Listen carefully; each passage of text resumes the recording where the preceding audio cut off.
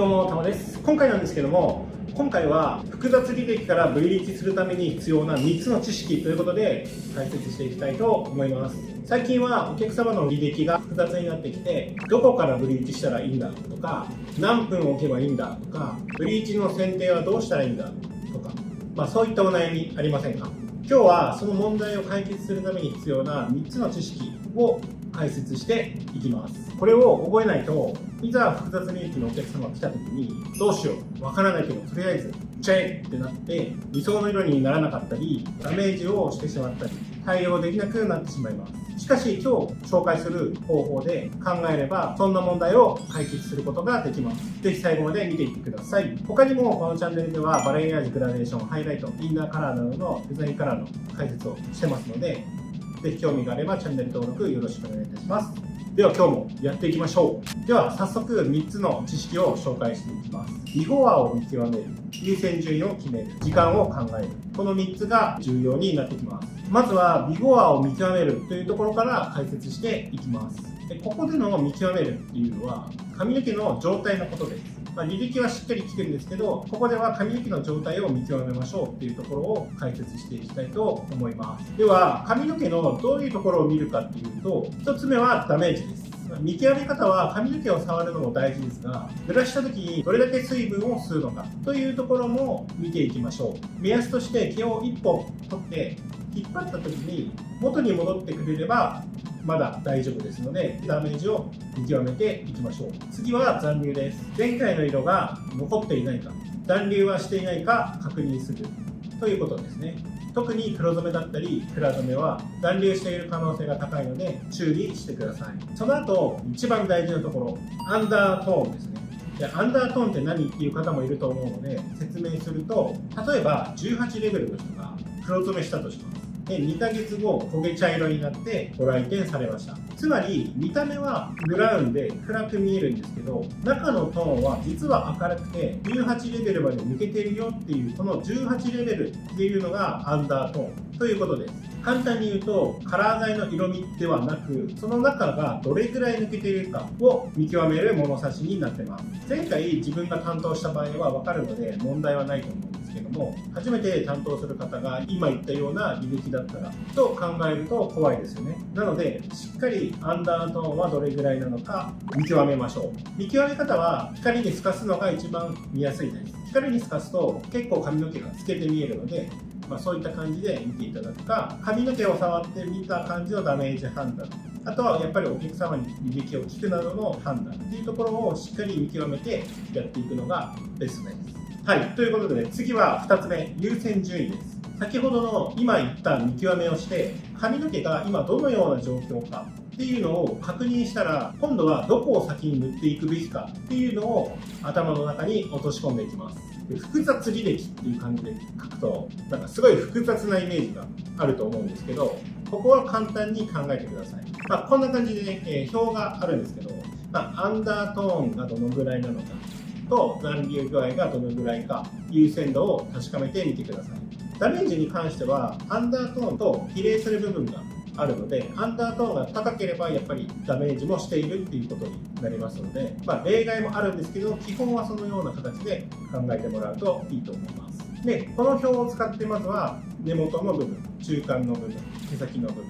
どこを一番最初に塗ればいいのかっていうのを大まかに3つ優先順位をつけてみてください。初心者の方はそれでいいんですけど、上級者の方はより細かく設定していくのもありだと思いますので、中間のもうちょっと下、そういったところで点々していくのもありだと思います。この表なんですけど、たまチャンネルの公式 LINE に優先順位って入れてもらうと、この資料をプレゼントしてますので、期間限定なので、ぜひゲットしてください。このような感じでね、頭の中に優先順位をイメージしましょう。そしたら最後は時間です。皆さん、タイム測ってますか？測ってる方が多いかなとは思うんですけども、重要なのは放置時間ではなくて、塗っている時間ですね。そこを自分で把握しているかっていうのがすごい大事です。例えば、根元を40分かけて塗ったとしましょう。その後、根元は50分で流す予定です。その50分で中間毛先を明るくしていきたい場合、どのようなタイミングで中間毛先を塗り始めるかっていうところが重要になってきます。いつ中間塗っていつ毛先を塗ればいいのかっていうのを順を追って説明します。まずは中間毛先をどれぐらい置きたいのか決めてください。これもすごい重要なので、例えば仮に中間は塗った後15分を、毛先は塗った後5分置くっていう形にしたとすると、その50分引く20分ですね。で、中間毛先を特に使える時間っていうのが出てくるんですね。それはつまり30分ということになります。ここで自分が普段何分で塗布できているのか把握していることがすごい大切なんですね。ここで把握していないと、そこの時点で流れが完全に止まってしまうので、ここでしっかり自分の塗布時間っていうのを自分の中で作っておきましょう。で、例えばここでは中間20分、毛先10分の塗布時間がかかるとします。そうした場合、中間の放置時間を時間通りに置きたい場合は、根元塗布後15分後に中間を20分かけて塗ります。すると、この計算のように残り放置時間は15分になります。根元を塗った後すぐ毛先を10分かけて塗ったとします。そうすると、残りの時間は5分になりますよね。そうすると、最初に言っていた根元放置50分で中間毛先も明るくなって、それを50分で流すことができます。この考え方を持って時間を調節していきましょう。なので、一番重要なのは、まずは自分の塗布時間をしっかり測ってやっていきましょう。ということで、皆さん、明日から塗布する前にタイマーをポチッと押してください。そして自分が何分で塗れているのかを把握してください。分かったらコメント欄にね、ぜひ書いてください。はい、ということで、今回は複雑履歴からブリーチするために必要な3つの知識ということで解説させていただきました。見極め、優先順位、時間を覚えれば、複雑な履歴も簡単な考えに変わると思いますので、ぜひね、表を使って、このお客様はどれぐらいのアンダートーンなのか、どのぐらい残留しているのか、どのぐらいのダメージなのかっていうのをしっかり見て、自分で優先順位を当てはめて、時間のコントロールですね、自分はどのぐらいでできているのかを把握した上で、ぜひ実践してみてください。今回なんですけども、今回はシルバーの作り方を解説していきたいと思います。最近よく LINE の方で質問いただくんですけど、シルバー系やホワイト系にするにはどうしたらいいんですかという質問が寄せられるので、今回はそれを解説していきます。こういうことはありませんか？カラー剤のシルバーって書いてあるやつを使ったけど、シルバーにならなかった。ネットや YouTube などで見たレシピをやったんだけど、シルバーにならなかった。そもそもシルバーってどんな色なの？などあると思います。シルバーのオーダーも結構あると思うので、シルバーのやり方を身につけておかないといざやろうってなった時に失敗する確率が高くなってしまうと思います。なので今回はこの動画を見ていただければシルバーの考え方っていうのが分かりますので、今回はシルバーにならない原因3選っていうのと、シルバーにするために必要な考え方っていうのを解説していきたいと思います。まずシルバーにならない原因3選。その1つ目が明度が足りてない。これが圧倒的に多いパターンですね。明度をやっぱりしっかり上げないと絶対にシルバーにはならないです。ここの部分はすごい重要なところになりますので、目安的に言うと 17.5 レベル以上の明るさがないとグレーっぽくなっちゃったりとか、あとは緑みが出てきてしまうっていうこともありますので、まずは明度をしっかり上げていきましょう。2つ目は補色が正しく使われていない。で、補色というのは、例えばこんな感じで、黄色だったら紫、赤だったら緑、オレンジだったら青など、色味を打ち消してくれる色になります。知ってる方は知ってると思います。で、この補色も間違ってしまうと、シルバーにならなかったり、黄色みが出過ぎてしまったり、さらには青っぽくなってしまったりっていう原因の一つになります。で、この補色に関しては絶対に覚えておかないと、どんな色を作るにしても大変なことになってしまうので、必ずこの機会に覚えておくといいと思います。で、3つ目はシルバーが何色なのかわからないっていうところ。僕も最初の方はシルバーって何色なんだろう、何なのみたいな感じで実際思ってました。とりあえずこのシルバーの薬使っとけばいいじゃんとか、そんな感じで思ってたんですけど、シルバーの色の理解をすることで、シルバーを作る時の考え方が変わりました。ということで、このシルバーを作る時の考え方っていうのを今から説明していきます。で、これを話すにはまずシルバーの色って何なのっていうところから解説していきます。シルバーとは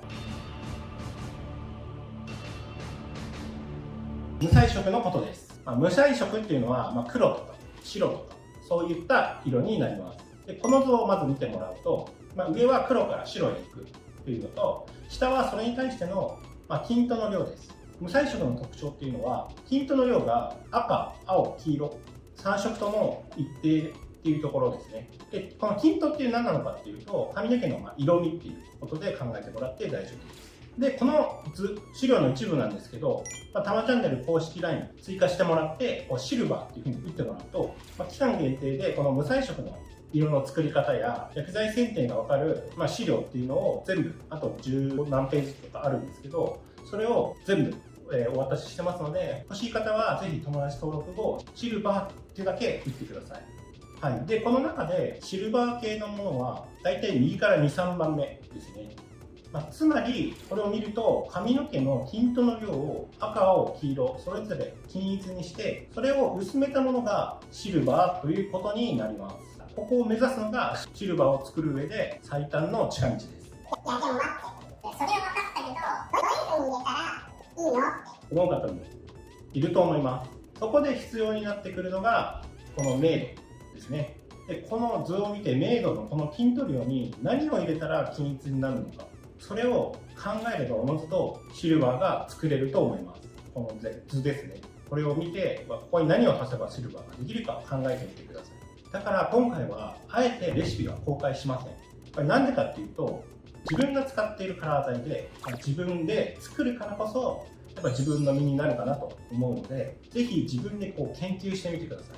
そうすると絶対に自分のためになると思うので、ぜひ皆さんやってみてください。今回なんですけども、今回はミルクティーの作り方を解説していきたいと思います。LINE の方で多い質問が、ミルクティー系にするにはどうしたらいいですかっていう質問が結構多かったりします。なので、今回はそれを解説していきたいと思います。こういうことありませんか？ミルクティーにしようと思ったら、なんか緑っぽくなってしまった。黄色っぽくなってしまった。あとはやっぱりレシピとかね、YouTube だったり、ネットとかで見たレシピ通りにやっても、あまりうまくいかなかった。そういったことって結構あると思うんですけど、ミルクティーってオーダーも結構あると思うので、ミルクティーのやり方を身につけておかないと、いざね、やろうとなった時に失敗する確率が高くなってしまうので、なので今回この動画を見てもらうと、ミルクティーのね、作るための考え方っていうのが分かりますので、ぜひ最後まで見ていってください。今回はミルクティーにならない原因3選っていうのと、ミルクティーにするために必要な考え方っていうのを解説していこうと思います。ということで、まずミルクティーにならない原因3選の1つ目、青みを入れすぎている。これ結構多かったりするんですね。緑になってしまう原因はもう圧倒的にこのパターンが多いです。この部分はめちゃくちゃ重要で、染める前のベースが何色なのかっていうのを見極めることがすごく大切です。なので、見極める力っていうのをつけていくことが近道のポイントですね。で、2つ目は補色ですね。これはシルバーの時と一緒で、補色がやっぱ正しくないと違う色になってしまいます。補色というのは、例えば黄色だったら紫、オレンジだったら青などの色味を打ち消してくれる色ですね。これもしっかり覚えておかないと失敗してしまう原因の一つです。で、最後この3つ目ですね。3つ目っていうのは、そもそもミルクティーっていう色が何色なのかわからないところですね。色素構成はどうなっているのかっていうのは皆さん知ってますでしょうか？僕も最初の頃はベージュとアッシュ混ぜた時のミルクティーでしょっていうふうに思ってたりしたんですけど、でもしっかりそのミルクティーの色を理解することで、ミルクティーを作る時の考え方が変わったので、それを今からお伝えしたいと思います。じゃあ、ミルクティーの色って何色なのっていうところなんですけど、色の三原色っていうと、こんな感じでね、黄色と赤と青の量がだんだんと少なくなってくるっていうイメージ。で、ミルクティーっていう色っていうのは、このティントのバランスがこんな感じの色がミルクティーなんですね。で、この図を見てもらうと、左から右に従って明度が上がってってるんですけど、それに対しての下がそのティント量ですね。こんな感じのティント量になってくるかなと思います。あくまでイメージなので、この色素のバランスなんだなっていうのを見てみてください。このミルクティーのティントの特徴っていうのは、黄色、赤、青の順でティント量が少なくなっているっていうのが特徴です。で、そしてこの資料なんですけど、この資料もミルクティーって、公式 LINE に打ってもらうと、この資料もね、プレゼントしてますので、よかったら、期間限定でこのミルクティーの資料をお渡ししてますので、欲しい方はミルクティーと公式 LINE にミルクティー、これだけ打ってもらうとお渡ししてますので、欲しい方はぜひミルクティーと打ってみてください。でね、つまりこれ何が言いたいかっていうと、ベースのね、この染める前のベースのティント量を理解して、この図のようなティント量にすると、髪の毛はミルクティーになりますよっていうことになります。ミルクティーって、結構いろんなね、ミルクティーがあると思うんですけど、難しいところが結構ベースの色によって配合量が、ね、変わってくるっていうところが結構難しかったりするんですね。で、これを見てもらうと分かると思うんですけど、これはね、メイドによって筋トレ量が変わりますよっていうんで、これもね、以前の動画でお伝えしたので、まだ見てない方はそちらもぜひ見てみてください。で、このメイド量に対して、先ほどのね、ミルクティーにメイドを入れようと思ったら、均等の量を変えないといけないんですね。前回、シルバーの無彩色の場合は、バランスが一定だったと思うんですけど、ミルクティーの場合はそうはいかないんで、このね、スペースの均等量が変わることによって入れる均等の量も変わってくるっていうことです。で、これをまた見てもらうと、例えばこのメイドに関しては、この色をね、こういう風に入れてあげると、こんな感じでミルクティーになるんですけど、逆にこういう明るいパターンのベースに関しては、同じ色を入れたら大変なことになっちゃうんですよね。なので、ここに対してはこの色を入れています。で、こういう風にミルクティーっていうのは、ベースの筋トレ量によって配合が変わってくるので、ベースの筋トレ量がどのぐらいなのかっていうのをしっかり把握した上で、薬剤を選定してあげるといいかなと思います。やっぱりこれが何が大事かっていうと、その明度のね、筋トレ量をしっかり把握するっていうことだと思うので、それをしっかりまずは見極めるっていう練習をしてみてください。ただ単にね、単純にこのぐらいの明るさだなって思うんじゃなくて、この明るさは黄色がこのぐらいで、青がこのぐらいで、赤はこのぐらいかなとか、自分の中でこう日々練習をしていって、どんどん経験を重ねていってください。そうすると、大体このぐらいだとこのぐらいのだからこれが必要だなっていうのが分かると思うので、明日からできると思うので、お客さんの髪を見て、この人の筋トレはこのぐらいだなとか、そういうのはね、しっかり一曲一曲見れると思うので、そこでどんどん経験値を貯めていってあげてください。だからね、今回はあえてレシピは公開しませんので、やっぱ自分で作ってるカラー剤で自分で、しっかり作ってみてください。こうなったらどうなのか、このカラー剤使ったらどうなるのか、それはね、しっかり自分でやってみてください。研究するってことが大事です。失敗してもそれが逆にお客様のやりたい色だった時にそれが使えたりするので、失敗はね成功のものっていうように、そこでね仮に、ね、違う色になったりとかしても必ず後で使う時が来ると思いますので、めげずにどんどんそれを、ね、検証を繰り返していってもらって研究してください。今回なんですけども、今回はラベンダーカラーの作り方っていうのを紹介していきたいと思います。ラベンダーカラーって結構オーダーが多いと思うんですけど、皆さんラベンダー作るときにあんまり色入らなかったなとか、ちょっと暗くなりすぎちゃったなとか、色入りすぎて逆になんかこう青っぽくなっちゃったなとかあったりすると思うんですけど、でも今日この動画を見てもらうと、ラベンダーをね綺麗に染めることができるようになると思うので、ぜひねこの動画を見てラベンダー職人になってください。ではまずラベンダーを作る上で一番重要なことを解説していきます。ここをね覚えてるだけである程度ねできるんじゃないかなと思うぐらいに重要なんで、ぜひね、メモしてってください。ラベンダーの色っていろいろな、ね、ラベンダーあると思うんですけど、簡単に言うとラベンダーの色って紫だと思うんですね。紫を少しこう薄めた感じがラベンダーかなって僕は思うんですけど、だからブリーチも結構明るくしないとなかなかこう色が入らなかったりしますよね。いやそんなの当たり前じゃん、いやそうでしょって思うかもしれないんですけど、まさにその通りなんですよ。まずラベンダーを作る上ですごい重要になってくるのがブリーチベースですね。ブリーチベースがすごい大事なので、そこのね明るさをしっかり上げて、綺麗なねブリーチベースを作ることが重要ですね。そこに紫をね薄めたものを入れれば完成というわけにはいかないんですよね。でそれはなんでかっていうと、ブリーチ毛の髪の毛って傷んでますよね。で髪の毛が傷んでる状態っていうことは色の入り方も変わってくるということです。これカラー剤の特徴なんですけど、赤系だと傷んでるところはシャンプーすると流れやすいです。青系はどちらかというと傷んでるところには入りやすいという特徴があります。でこれを踏まえてブリーチ毛に紫を入れるとどうなるかっていうと、まず紫って赤と青ですよね。なのでこれをそのまま入れてしまうと、ブリーチ毛って傷んでるので毛先には赤、青あると思うんですけど、赤がシャンプーした時に流れてしまうんですね。そうすると残るのって青じゃないですか。なのでそのまま入れると青っぽくなりやすいんですよね。でこれは補色で紫を使うと、黄色みを消したいから紫を使いたいっていう時もこういった現象が起きています。なのでなんかちょっと緑っぽくなっちゃったとか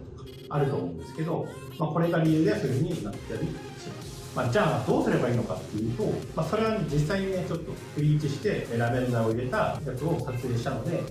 ぜひそれを見てください。ではどうぞ。ビフォアは一回ブリーチしてある状態で、根元が2、3センチぐらい伸びた状態です。で、ここにブリーチをしていきます。で、今回はリタッチからしていこうかなと思います。リタッチのやり方は他の動画でも解説している動画があるので、そちらも見てもらうといいかなと思いま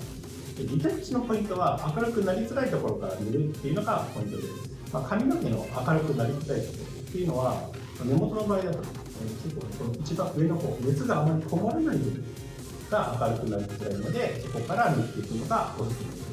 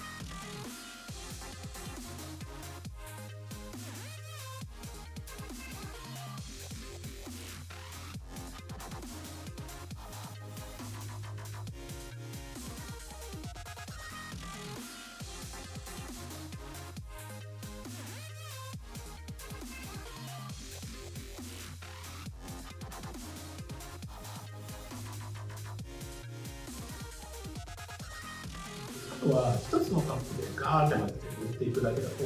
薬剤による上がりムラっていうのがどうしても出てくるので、カップは何個も作ってフレッシュな状態のブリーチを、常に作り置きみたいな形で作って、なくなったらすぐ混ぜてまた使うので、ちょっと小分けにして使ってあげるといいかなと思います。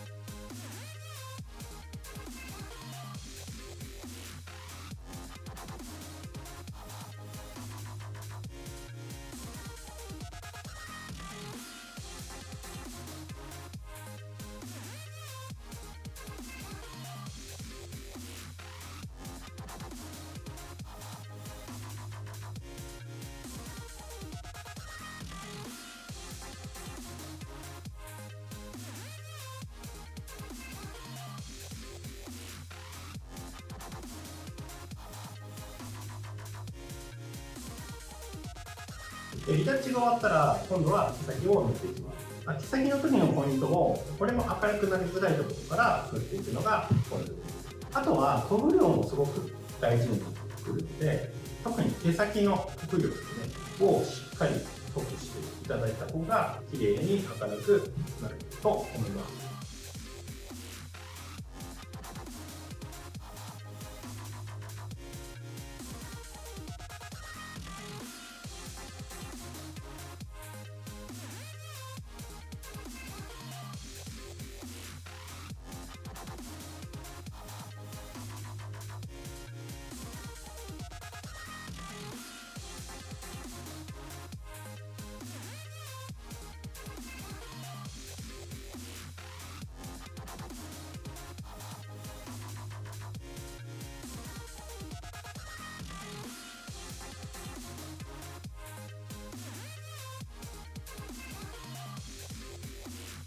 はい、ということで、これがベースなんですけど、ここからオンカラーをしていきます。で、オンカラーの塗り方っていうのはいろいろな動画で解説しているので、そちらもね、ぜひいろんな動画見て、利用してもらえたらなと思います。簡単にポイントを説明すると、毛束をしっかり広げて塗布するのがポイントです。またね、塗布量もしっかり多く塗ってあげてください。この色見てください。すごいね、なんかピンク色みたいな色してると思うんですけど、仕上がりはね、こんな色にはならないので、これ何の色かというと、これ塩基性カラー、カラートリートメントの色です。これをカラー剤に少し混ぜて塗っているっていう感じになってます。で、今回のこの色のレシピはこちらになりますね。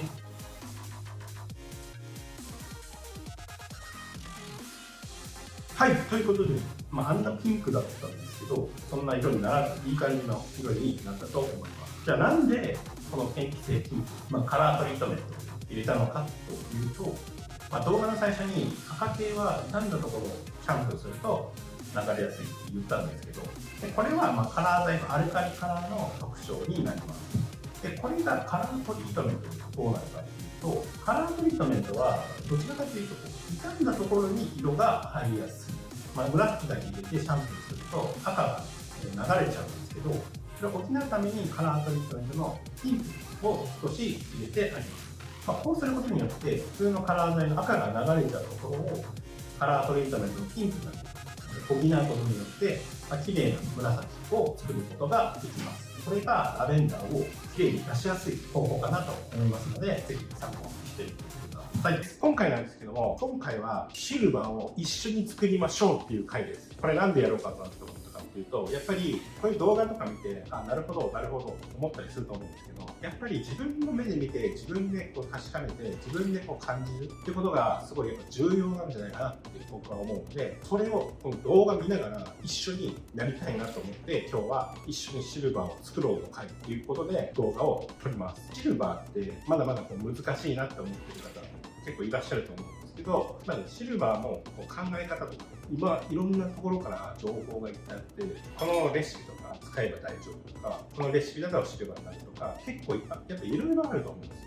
で、いろいろあると思うんですけども、でも実際それのレシピ使ってみたけど、全然違くなっちゃったりとか、全然ならなかったりとか、あると思うんですよ。で、これなんでかっていうと、やっぱベースの色も違うし、例えばね、その薬持ってなかったりとか、そういったところってあると思うんですね。で、このレシピ使ってうまくいく時もあれば、やっぱうまくいかない時もあったりするんですね。なんでかっていうと、やっぱ自分の目で見て確かめてないからだと僕は思うので、この動画を見て一緒にやってもらえれば、シルバーが一緒に作れるようになりますので、ぜひね、皆さん一緒にシルバーを作っていきましょう。ということで、今回そんな感じでやっていこうかなっていうふうに思います。ということでね、まず用意するものから一緒に用意しましょう。まず一番用意しないといけないのはこの毛束ですね。毛束をまず用意しましょう。だいたい18トンぐらいまで抜けてるかなっていうぐらいの毛束を用意します。やりたい人はもう何種類でも用意してもらってやっていきましょう。カラー剤なんですけど、僕のカラー剤と、見てる方はね、カラー剤違かったりすると思います。カラー剤何選べばいいのって思うかもしれないんですけど、前僕が上げたこの動画にシルバーの考え方っていうのが載ってますので、まずこれを見てから今日のこの動画見てもらうと、このカラー剤使おうかなと思うと思うんで、まずはそこのカラー剤を何を使うかっていうのをまず自分の中で選定してください。でこれって例えばこのカラー剤とこのカラー剤使ってくださいって言ってもいいんですけど、それだとやっぱ勉強にならないと思うので、そうじゃなくてまず自分で考えてみてください。この動画を見て、じゃあこのとこれ入れたらいいかなとか、これ入れたらいいかなとかってまず自分で考えてやっていきましょう。仮に別に失敗したとしても毛束なんで、どんどん毛束で試していくっていうのがすごい重要だと思うので、失敗してもいいんでまずは自分で一回考えてみましょう。まずそこですごい大事なので、もしね失敗したとしてもその色がしたい人もいると思います。この世の中にこれちょっとなんか失敗したなっていう色味も、こういう色もやりたい人も絶対いると思うんですね。そうなった時にこれって失敗に入りますかっていうことなんですよね。なので失敗じゃないですよ。毛束検証って失敗とかないんで、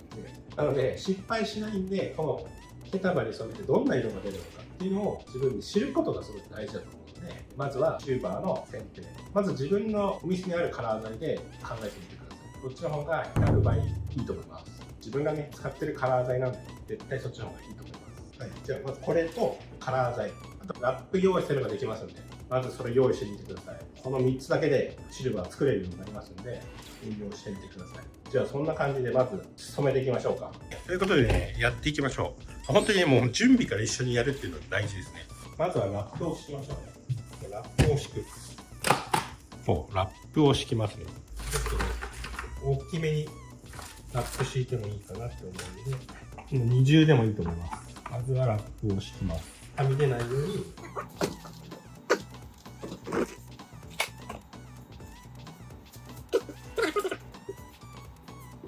はい、こんな感じでね、ラップ敷けました。そしたら、はい、ということでね、こんな感じで6本今日やろうかなっていうふうに思います。今回シルバー作るので、シルバーの選定でやっていくんですけど、シルバーの2個選定作って、クリアでちょっと薄めていこうかなと思います。クリア当倍、クリア2倍、クリア3倍。こっちも違う薬のクリア当倍、クリア2倍、クリア3倍って形で変えて見ていくっていうシルバーの検証をしていこうかなと思います。で、これ見ただけで、なるほどなって思うかもしれないんですけど、実際見てるだけじゃ本当に勉強にならないんで、一緒にやってくださいね。皆さん用意できました？そしたら薬を作りましょう。皆さんが考えてるシルバーのレシピあると思うんで、それをね、見てやっていきましょう。で、このケタバね、Amazon で売ってるんで、2000円ぐらいで売ってるので、買ってもいいですし、ウィッグとかをブリーチして、輪ゴムで留めてもいいと思うんで、僕は結構買った方が早いかなと思ってるんで、買っちゃってますけど、ウィッグブリーチするの大変なんで、買っちゃった方が時間を考えるといいかなって思います。はい、で、今回の検証は、右からプラチナ9と V の5対1のクリア当倍。で、同じ薬のクリア2倍。同じ薬のクリア3倍です。で、こっちはプラチナの9と PV の9。3対1のクリア当倍。同じ薬のクリア2倍。同じ薬のクリア3倍って感じで進めていきます。皆さんもシルバーっぽくなるなって思ったやつを、クリアでちょっと薄めて何倍だと調子がいいのか一緒に調べていきましょう。進めていきましょう。まずこの一番右のやつから決めていきますね。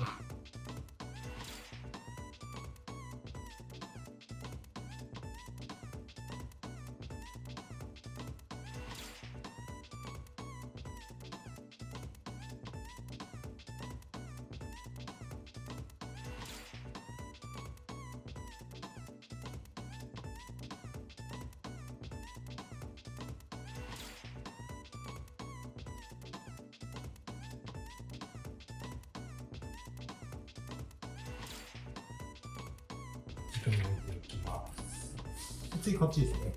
こっちも同じようにやっていきます。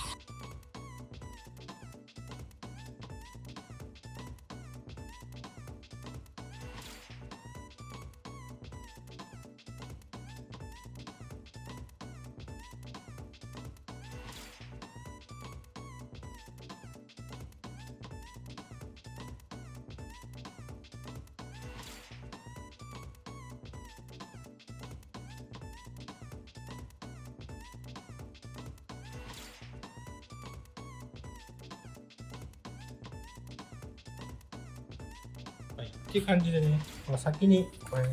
この薬なんですけど、ここにね、塗ったところは、染まってきてますね。こちらに今塗ったところです。で、これでちょっと時間を置いて、乾かして見ていきましょう。はい、ということでね、こんな感じに今、染まっています。こっちから右から、プラチナの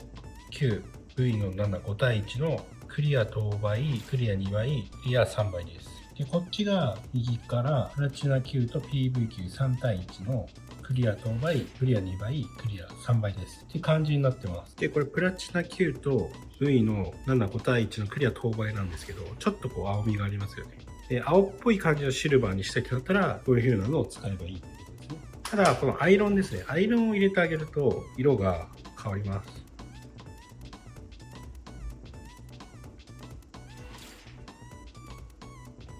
髪の毛ってやっぱダメージしてると抜けちゃうので、それを考えて少しアイロンを通してあげます。そうすると、ちょっとグレーっぽい感じの色になりましたね。無彩色化はちょっとしてるんですけど、こんな感じの色。普通に多分染めても、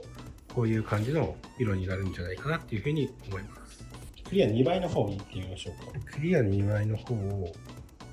アイロンを入れると、アイロンを通します。これちょっとさっきより明るい感じの、グレーっぽいシルバーみたいな色になったかな。見た、こんな感じの色ですね。ちょっとシルバーっぽい感じだけど、ちょっとまだ青みがあるような、さっきのやつよりちょっと薄めの感じの、無彩色系の色になったかなと思います。クリア3倍ですね。よりちょっと薄めのタイプのやつ。割とこうしっかりアイロンパッと通しちゃっていいんで、大体こんぐらいな、そうすると大体そうですね、ちょっと薄いかなっていうぐらいの、若干ちょっとシルバーベージュみたいな感じの色になりました。ちょっとね、こう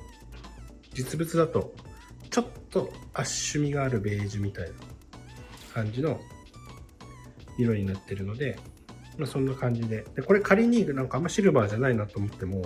こういう風な色のやりたいとか、ちょっとシルバー入ってる感じの色やりたい人とか絶対いると思うんで、そういった時に、じゃあこの間手玉検証した時、この配合でそれっぽくなったなってわかるじゃないですか。でそれがやっぱ一番強いかなって僕は思うので、やっぱこういう風にね、どんどんやってもらうことが重要です。はい、次にプラチナ Q と PV9 のクリア当倍ですね。ラベンダーっぽい紫っぽい感じになってますね。アイロンを通しましょう。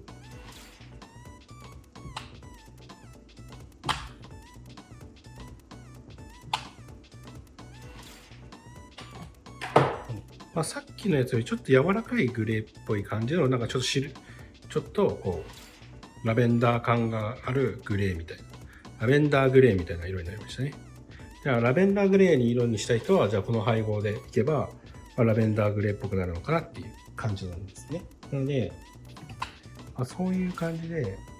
こうちょっとね、こう色抜いてあげるのはよりなんか普通に髪の毛に染めた時に近いかなと思うので、ちょっと軽く抜いてあげて見てあげるのが重要です。次はクリア2倍です。これもね、もう割とちょっとシルバーっぽいですけどね、若干まだこの紫感があるので、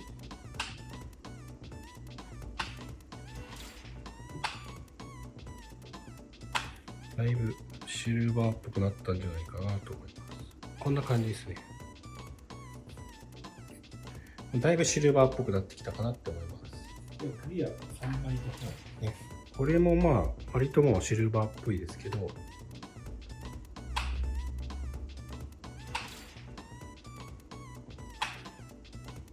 見えるかな。はい。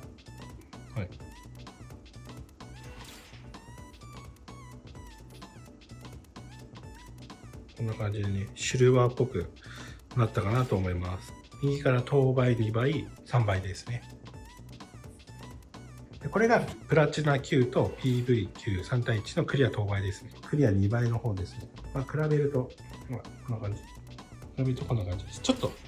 左側の方が薄いですよね。最後がこの左側の方ですね。これが3番目のやつですね。3倍のやつです。これが一番シルバーに見えますね。なので、そんな感じでね、使い分けてやってあげるといいかなと思います。一応今日6本やったんですけど、その6本分の選定が自分の中で身につくと思うので、それがこの検証の一番いいところかなと思うので、皆さんぜひやってみてください。今回なんですけども、今回は自分の思い通りの色を出すために必要なことということで解説していきたいと思います。最近は LINE でつながった美容師さんとお話しする機会がすごい増えてきて、そこでね、その美容師さんのお悩みとかをお聞きするんですけども、結構一番多い質問っていうのが、どうすれば自分の思い通りの色が出せるんですかっていう質問が結構多いです。そういうね、質問が多かったので、今回はね、そちらをちょっと解説していこうかなっていうふうに思います。オンカラーしたけど、思い通りにならなかった。レシピを見てやってみたけど全然違くなってしまった。そもそもどうやってやれば自分の思い通りの色を出すことができるのかなど、そういったことあると思います。やっぱ思い通りに選定できないとオンカラーで失敗してしまったり、今いるスタッフさんとかに教育できなかったりとか、結局なんとなくヘアカラーをしていますっていう状態になってしまいます。なんですけど、今回のこの動画を見ていただければ、自分の思い通りに薬剤選定できるやり方がわかりますので、ぜひ最後まで見てってください。ということで、まずステップ1からまず解説していこうかなと思うんですけど、ステップ1はまず明度ですね。明度。ここのステップでは薬剤選定でいうその色ができるかできないか判断する力を身につけることができます。で、この明度を細かくすると、今の髪の毛の状態は何レベルかっていうところと、このやりたい色は何レベルまで上げたら入るのか、この2つですね。この2つを知ることで、できるかできないかを判断できる力が身についていきます。まずこの髪の毛が何レベルなのかっていうことに関しては、ブリーチをした時だったりとかに見極める必要があります。で、どうやってこれは何レベルかなって見極めるようにするかっていうと、レベルスケールありますよね。レベルスケールをしっかり当ててみるっていうことが結構重要だったりします。特に最初の方は分からなかったりするので、これ今何レベルなんだろうなってなった時に、しっかりレベルスケールを横に置いて、髪の毛と見比べてみるっていうことがすごい重要になってきます。で、それを繰り返していくうちにだんだん体で、覚えてきます。で、ここですごい注意点なんですけど、ブリーチで見るときって薬剤がついてたりとか濡れてたりとかすると思うので、実際よくあるのが上がったなと思って流したら意外とあんま上がってなかったとか、そういったところってね結構あると思うんですよ。なので、そういったことがないように、髪の毛をねちゃんと引き出して光に透かしてみてあげるっていうのが結構重要だったりします。特に青いブリーチっていうのは薬がついてる状態で見た時に結構ね白っぽく抜けてるように見えるんですね。なんでそこに騙されないように自分の目で見極めるっていうのがすごい重要なので、ピーって透かすと中にね抜けてるか抜けてないかっていうのが結構見えるようになるので、透かしてみるっていうのがすごい大事になってきます。これをね意識してもらうだけでも結構ね自分が何レベルで流してたのかとか、ここら辺までいったら何レベル、このレベルぐらいまでいってるだろうなとか結構分かるようになってくるので、そこね結構ポイントなので、しっかりまず明度をね見極めていただくっていうのがめちゃくちゃ大事です。で、次にこの色はどのぐらいのレベルで色入るかなとかっていう見極める力ですね。やりたい色に対してどのぐらい明度が必要なのかを考えてください。大まかな目安ですが、15レベルとか16レベルだったらベージュとか赤系、普通の濃いめのね赤系とかはしっかり入るかなっていうふうに思います。17から18レベルとかだと、ミルクティーだったり、グレージュとか、シルバーとか、ラベンダーとか、その辺ですね、しっかり入るかなっていうふうに僕は思います。で、19レベルとかになってくると、ホワイト系ですね。ホワイトピンク、ホワイトラベンダーとか、ホワイト系の色っていうのが出るかなっていうふうに思います。これは僕の中での目安なので、自分の中でこのレベルまでいったら、このぐらいの色出せるなっていうのを決めておくっていうのが結構大事ですね。こっち系の色はこのレベル、こっち系の色はこのレベルっていうデータを自分の中に取り込んでいくっていうのがすごい重要です。本当はね、明度もっと上げなきゃいけないのに、明度が足りないで理想の色にならなかったのかっていう風に起きてしまうので、ステップ1の明度では、明度が何なのかっていうのを見極めてください。ここの部分をまとめると、ブリーチしている髪の毛は何レベルなのかっていうのと、お客様がやりたい色は何レベル必要なのか、ここ2つだけ、シンプルに2つだけ意識してやってみてください。そうすると、このぐらい必要なんだから、もっと上げないととか、このお客さんはこんなに明るくしなくてもいいなとか、そういったところがね、分かってくると思うので、ステップ1、まずはここをしっかり見極めてください。なので、ステップ1では、この明度がやりたい色をできるかできないか判断する基準になってきます。で、次、ステップ2ですね。ステップ2は無彩色化ってやつですね。で、ステップ2ではヘアカラーをこの後選定しやすいように、髪の毛を無彩色化にする力を身につけていきます。で、髪の毛を無彩色にするっていうことは何が必要かっていうと、皆さんご存知、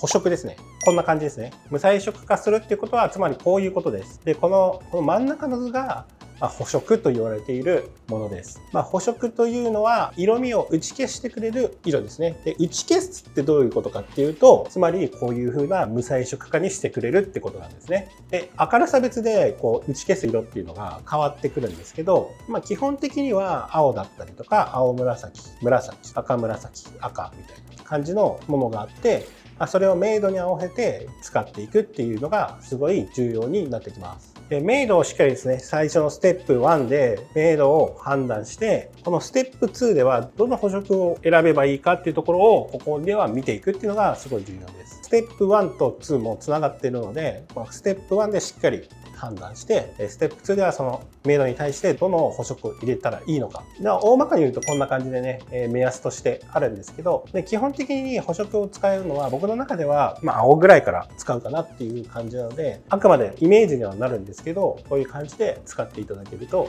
いいかなっていうふうに思います。この、ね、補色の明度と明るさの関係ってあるんですけど、こちらの資料をね、僕の公式 LINE に友達追加してもらって、補色ってね、ひらがなで打ってもらうと、この資料もプレゼントしてますので、ぜひね、皆さんこの資料を見て補色がね、わかんない方は、練習のね、糧にしてもらえればいいかなと思いますので、ぜひ皆さんどしどしプレゼント受け取ってください。はい。ということで、明度補色がコントロールできるようになってきたら、今度はステップ3。ここはシンプルなんですけど、ここのステップ3で初めて思った通りの色にするための力がつきます。それは何かっていうと、薬剤選定ですね。このステップ3最後に薬剤選定が出てきます。なんでかっていうと、ステップ1が明度、ステップ2が補色。これができるようになってくると、明度が判断できて、それに対応した補色で髪の毛を無彩色化することができます。そしたらどうしたらいいかっていうと、あとはシンプルにやりたい色をのせるだけでいいんです。そうめちゃくちゃシンプルじゃないですか。明度を判断して、ここに対して補色を考えて、それでね、無彩色化をして、その後、やりたい色をのせてあげるっていう形です。補色とね、薬剤選定は混ぜて入れるんですけど、考え方としてはこうやってね、別々で分けてあげると、このシンプルのね、3ステップでできてしまいます。今度、このステップ3では、やりたい色をのせてあげるだけですね。でね、こういうふうに言うと、いやいや、そんなやりたい色ってね、なかなかそんなこと言っても思い通りにならないよとか、そんなこと言ってるけど、そんなの知ってるよ。そんなんでも思った通りにならないんだよっていう声も結構ね、あると思うんですけど、じゃあなんでその思った通りにならないのかっていうと、それはもう一つしかないです。それは、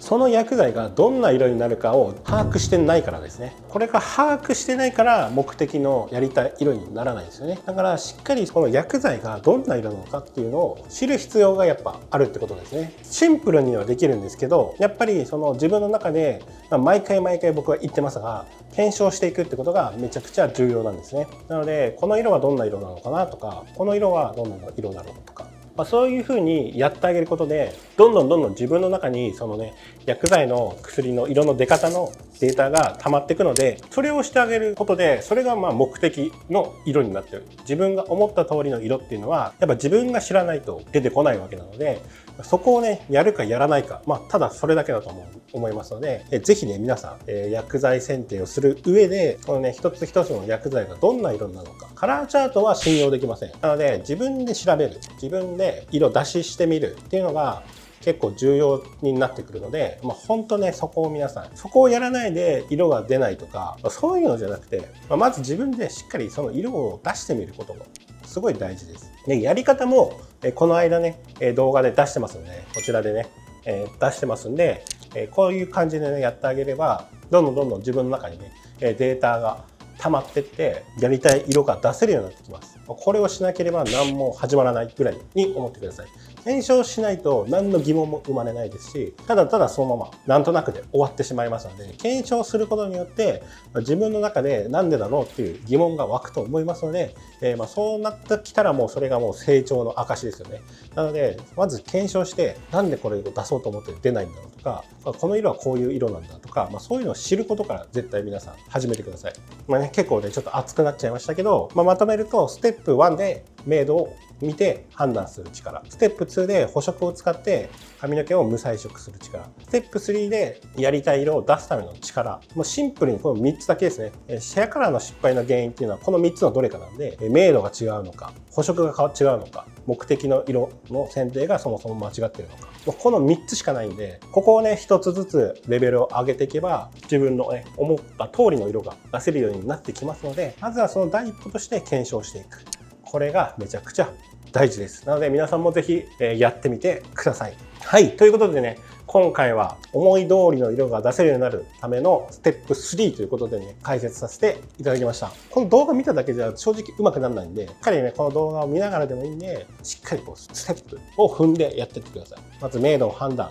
補色で薬剤選定の色を出してみる、しっかり皆さんやってみてください。で、そうは言ってもどうやって薬剤選定したらいいかわからないとか、そういう方もいらっしゃると思いますので、一応タナチャンネル公式 LINE を友達追加してもらうと、絶対に教えたくない薬剤選定っていうのと、誰でもできるブリーチコントロールっていうのと、今すぐ使える厳選レシピ5選っていうのをプレゼント一緒にしてますので、ぜひね、皆さんそれを見て薬剤選定検証だったり、そういったところをね、役に立ててもらえたらなっていうふうに思います。あとね、補色って入れるのも忘れないようにしてみてください。で、あとね、今日のね、動画がね、ためになるなとか、参考になったなって思う方は、チャンネル登録と高評価、ぜひよろしくお願いいたします。あとね、他の SNS でライブとかもしてますので、ぜひね、そこにも参加してもらえたら嬉しいなと思います。今日もありがとうございました。